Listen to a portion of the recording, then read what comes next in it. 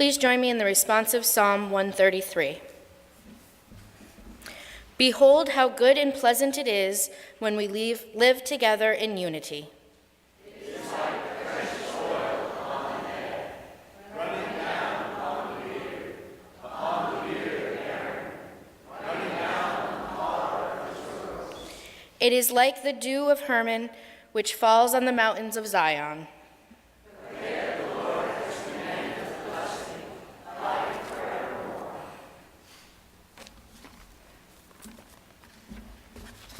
Please be seated.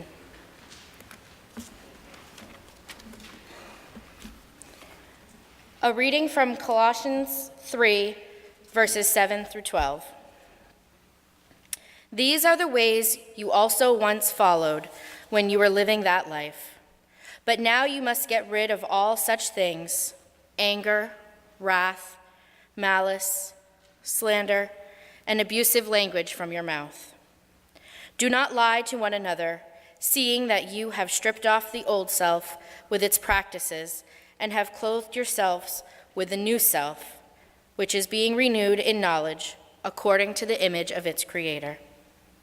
In that renewal, there is no longer Greek and Jew, circumcised or uncircumcised, barbarian, Scythian, slave and free, but Christ is all and in all. As God's chosen ones, holy and beloved, clothe yourselves with compassion, kindness, humility, meekness, and patience. Hear what the Spirit is saying to the church.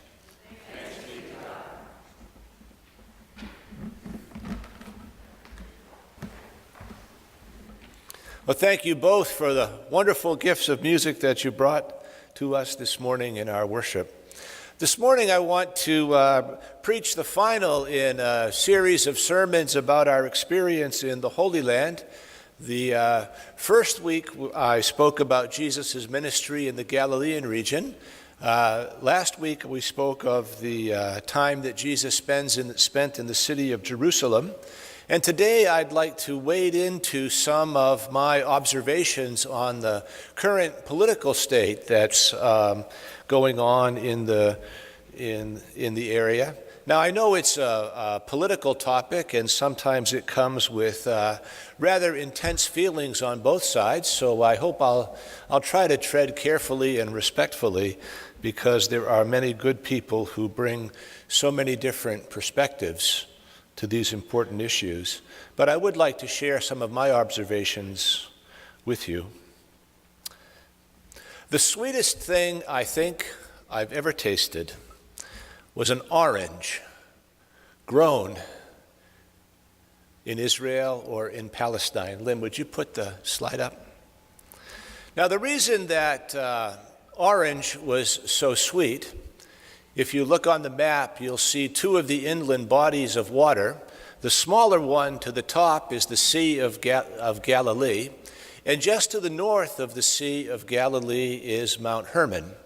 And Mount Hermon has a snow-covered cap, and that snow-covered cap melts, and the water flows off Mount Hermon down into the Jordan River, which creates the Sea of Galilee, which is the smaller of the two bodies of water there. And then the Jordan River flows out of the Sea of Galilee, heading down toward the Dead Sea, which is the larger of the two. And a lot of that water is diverted from the river into the West Bank, and that's where a lot of agriculture takes place. I can't say for sure, but that orange was probably grown along the West Bank, and it was sweet, and it was good. In 586 BCE, the Babylonian Empire conquers the nation of Israel. And the way that the Babylonian Empire asserted its authority over its conquered states was to take the leadership of each of those states and disperse them throughout the empire, under the belief that if the people who could read and write and organize the society were not in their homeland, they would not be able to lead resistance to the Babylonian Empire. About 70 years after that, the Persian Empire conquers the Babylonian Empire, and Cyrus enters and declares that all of those people who had been dispersed are free to go home. Israel attempts to rebuild their nation. Some of those folks go home, but by and large, most do not. So from 586 onward, there really is no state of Israel. It has a few moments of flourishing when one or more of the empires that have conquered them are in decline. But from about 586 BCE until 1948, there is no state of Israel. After the Second World War, after all the atrocities that occurred in Europe, the United Nations founded and gave Israel a homeland in an area where many Palestinians had lived. Now, there are many Christians who have unconditional support for the nation of Israel. And that's not because they agree with Israel's politics or because they're even very attentive to what's going on, but they read the prophecies of Scripture and where they find the idea that the Messiah, Jesus, will not return to the world unless the nation of Israel is reconstituted. And since they see that as a necessary condition for the second coming of Christ, they support Israel with kind of a blank check, not really being attentive to its policies or its practices. Now, I kind of reject that idea on a couple of levels. The first is that I don't read prophecy the same way that others do. I don't believe the ancient prophets had a looking glass that allowed them to see into the future and they could predict what was to come. I believe that the ancient prophets were looking at their own society, evaluating its practices as being just or unjust, and their utterances and their speeches are to be understood not as predicting what will come, but as hope and as prayer. The second reason I kind of rebel against that idea is I don't think it's reasonable to think that the modern state of Israel is in any way, shape, or form a continuation of the ancient state of Israel. Yes, it has the same name. Yes, it is in the same geographical area. But other than that, they are profoundly different. The ancient state of Israel was a theocracy.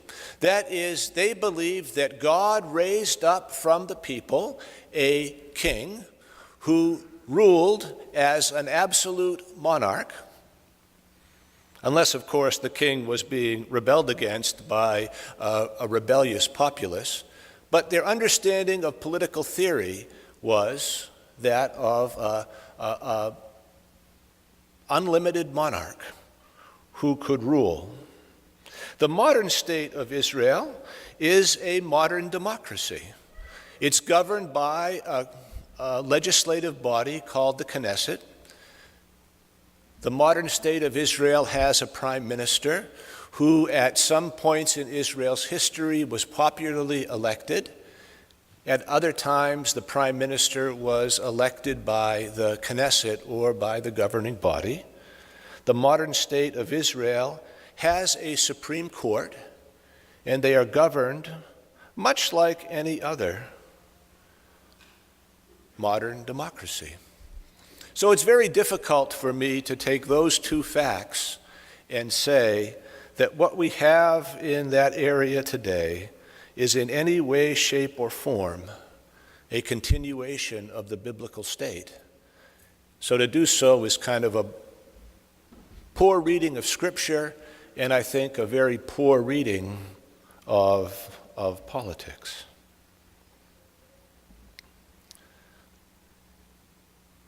I guess my first impression is that the entire region, both Israel and the West Bank where the Palestinians live, appears to be so much more prosperous than it was 20 years ago. In the center of the city, the dividing line between East and West Jerusalem, when I was there 22 years ago, the buildings along that street were pockmarked with bullets.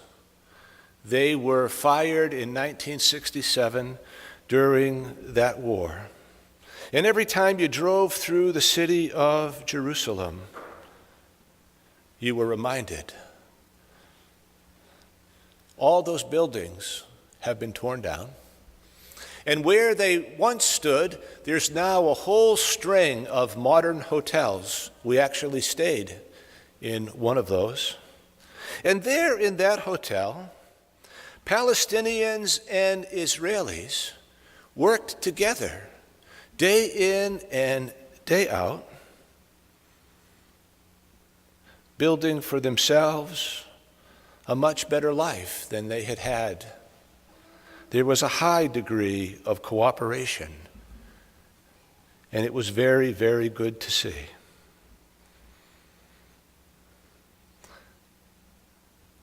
Both Israel and Palestinians seem to be in a much better place.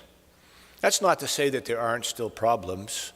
The per capita income among Israelis is $30,000 a year, and the per capita income among Palestinians is $2,000 a year. So there's a lot of work to do. There's a lot of inequality and inequity and important matters to pay attention to. We were blessed one evening to go and have dinner with a Palestinian family. There were about 60 of us on the trip, and about 25 of us decided that we wanted to take advantage of that opportunity. And so we went and we had dinner with a Palestinian family. And as a part of the discussion, the very first thing that this Palestinian family wanted us to know is that they were very, very disappointed with Barack Obama. That in the first year of his presidency, he seemed to take a great deal of interest in trying to bring some resolution and some progress to that area. And then they feel as if he stopped, that he no longer paid attention to the problems in that region. The second thing we noticed is that the Christians are leaving Palestine. And it could very well be that in a century or so, there will be no Christians living in the land where Jesus was born. There's a fraction between the Palestinian Muslims and the Palestinian Christians that's underreported, I think. There is tension, and there is tension between the Palestinians and the Israelis, and very often times the Christians feel squeezed on both sides. The gentleman we had dinner with told us that most of his family had left, and they moved to Chile, and he wanted to go and be with his family, but still felt like he wanted to stay in his homeland. So there's a lot of struggle there. Probably the biggest point of contention is that when I was there in I think it was 1993, there was no wall. But today, if you look on the map that's on the screen and see the West Bank, and you see that line that encircles the West Bank, that is quite literally a wall. All the way around the West Bank, there is a wall that prevents Palestinians from traveling freely from the West Bank into Israel. The Palestinian family with whom we spoke said that many Palestinians lose their jobs because as they try to go from the West Bank into Israel where they are employed, they are quite often delayed. They don't get to work on time, and if you don't get to work on time often enough, you do not keep your job. The other thing I noticed about the Palestinians is that they seem much better organized than they were 20 years ago. I clearly detected the presence of talking points. That is, I would talk with one Palestinian and they would tell me something, and I would talk with another Palestinian, they'd tell me the exact same thing, and I'd talk to a third Palestinian and they'd tell me the exact same thing yet again. And as annoying as talking points are, I think what it shows is a little more cohesion, a little more of a communal identity, a willingness to work together and speak together and try to participate in dialogue and in debate. The Israelis, on the other hand, constructed that wall out of fear. Very worried about terrorism, very concerned about the violent behavior that some Palestinians would bring into the nation of Israel. I mean, we have a pretty good relationship with Canada, and that's because if an American went into Canada and violated the law, and then came back into the United States, our government would cooperate with the Canadian government to restore law and order. And the Israelis do not trust that the Palestinians would do the same. So there is tension in Israel. One only needs to look at the police as they walk the streets in Jerusalem. They tend to go out in groups of 5 or 6, and they are very, very heavily armed. At least 1 or 2 people in that group would have submachine guns. So Israel is very nervous. I also learned that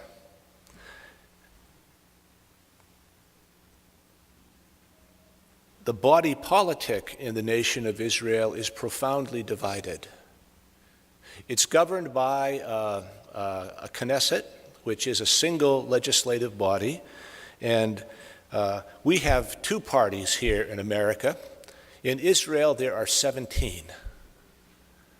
And it's a parliamentary system of government, so the way you form a government out of a majority of those 17 parties that have been elected. And the present majority is very fragile. There are 120 seats, and 61 of them constitute the present majority, governing majority in Israel. And if they lose 1, then the government collapses and there's a call for new elections. So it's as difficult as it is in America to change our policies, it is even more difficult in Israel. But by and large, most Israelis, most Palestinians really do want to work together. And there are present in both groups others who resist the peace process. I do hope you have been reading the Concord Monitor this week, and you've had an opportunity to read a series of editorials. Dr. Joel Berman has published them. I read the first two, and the third one was published this morning, and I haven't had a chance to read through it completely.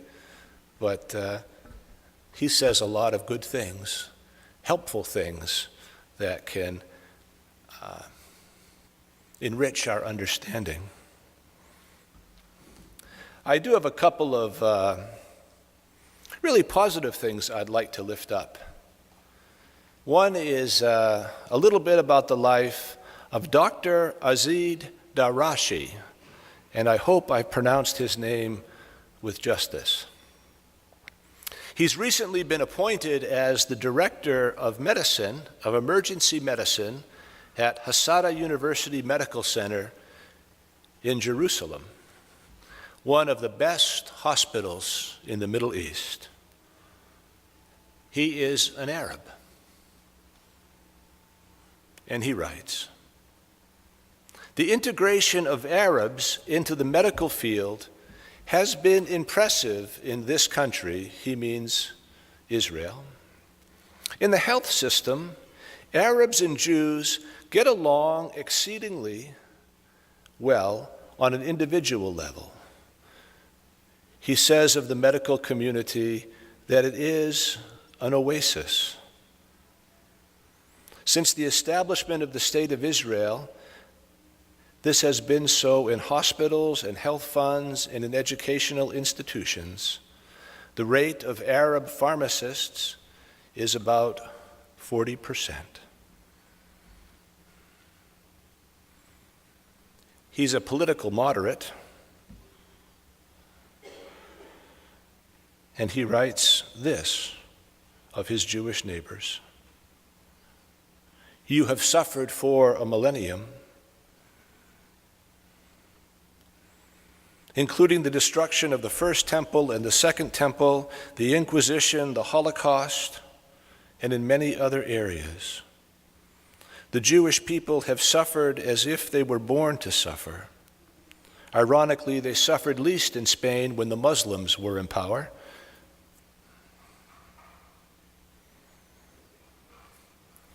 And through his medical career,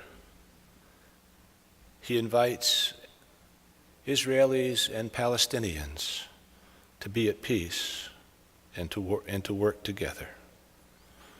The other story I'd like to tell you about is one written by a member of our conference staff, Erica Robinson, and she writes about the Hope School, a school that we did visit. "Where did you encounter God on your pilgrimage?" the bishop asked. And the responses were the expected places. But a surprising number named a less frequented holy place, the Hope School. This school in Bethlehem is a United Methodist advance, and it provides education for underprivileged children in the West Bank and Jerusalem. Muslim, Christian, and non-religious kids from extreme poverty or caught up in the escalating violence, orphaned, or left behind by a failed education system where they have little access or they need to work to support widowed mothers or unemployed parents. This school, built and sustained by miracles and generous supporters around the globe, provides a place of refuge and tools for a promising future for its students. For some, it's also their home, as about a dozen students board there. The school was in a time of transition after the death of a beloved headmaster, and it came upon some financial troubles. A member of the board and a businessman stepped in to become the school's new director. He shared with us several creative ideas for the revitalizing of a school, including a chicken farm, which really impressed the United Methodists from mid-Maine. They knew a thing or two about chickens. Today, what was an empty barn in 2014 is now full of chickens, supplying thousands of eggs to nearby hotels, shops, and local people as revenue for the school. In addition, the school has partnered with International Soccer Association and built a soccer field right on the school, and it provides a recreational space not just for the students, but for the people who live in that community. One of the youth from our group, as soon as he got there, he didn't tour the rest of the school. He just played soccer all for a couple hours with the Palestinian children.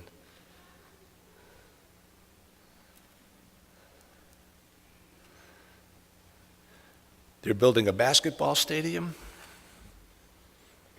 A United Methodist volunteer and mission team actually went to the school and built a laundry facility so that the students at the school can have clean clothes and learn how to do their own laundry. They're completing a new wing for a kindergarten. While we were there, we met a young man named Simon. He was 16 years old when he arrived at the Hope School. Far behind in his education, they estimated he was at about a second or third grade level. He was living a very dangerous life. But in a short week, they'd seen a great transformation. When we met him, he was smiling ear to ear, happy to be there, and said that this is his new family. And our donations will help to sponsor him, as he has no family to support him, and he went there only with the clothes on his back. It only takes $1,000 a year to support one student at this school, and $2,000 a year would support a boarding student who lives there. So the Palestinian school is one of the ways that we United Methodists are trying to make a difference, trying to build up the lives of those Palestinian children who have been neglected. If what I've shared with you this morning piques any interest, I'd also like to tell you that Gail Page is very interested in learning more about this. And Gail would like to maybe gather some people who are interested in being exposed to some of the ideas and some of the issues. And if you're inclined to do that, you can let Gail know.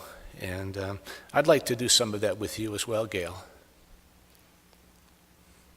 The land that gave me the sweetest orange I have ever eaten can give to our world so many good things. Amen.